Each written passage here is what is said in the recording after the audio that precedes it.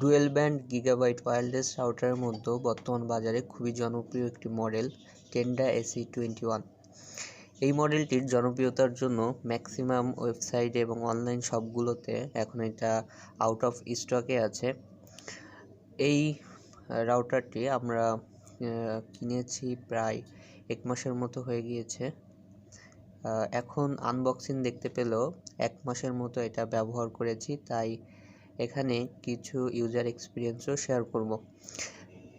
রাউটারটির জনপ্রিয়তার মূল কারণ ছিল এটার ডিজাইন এবং এর কি ফিচারগুলো। এখানে 6 অ্যান্টেনা থাকলেও 4টি অ্যান্টেনা 5 গিগাহার্জের জন্য এবং 2টি অ্যান্টেনা 2.4 গিগাহার্জের জন্য।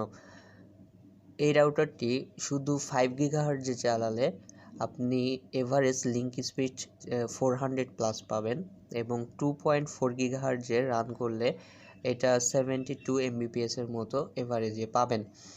এই রাউটারটির ইউজ করতে গিয়ে যে সমস্যাটি ফেস করতে হবে সেটা হচ্ছে, আপনি যদি শুধু 5G এনেবল করেন, মানে 5 গিগাহার্জে রাউটারটা রান করেন, তাহলে এটির কভারেজ খুবই কম দেবে। মানে ছোট একটা রুমের বাইরে গেলে আপনি 5Gর সিগন্যাল লস হবে এবং আপনি কিন্তু ভালো স্পিডও পাবেন না।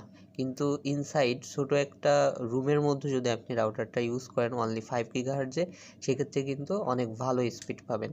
আর যদি অনেক বেশি রেঞ্জের প্রয়োজন হয়, সেক্ষেত্রে আপনাকে 2.4 গিগাহার্জ ইউজ করতে হবে। আপনারা যদি সেটিংয়ের কোনো চেঞ্জ না করে ডিফল্ট সেটিংয়ে এই রাউটারটাকে রান করেন, তাহলে কভারেজ অনেক বেশি পাবেন, যদিও 5 গিগাহার্জ এর কভারেজটা কম।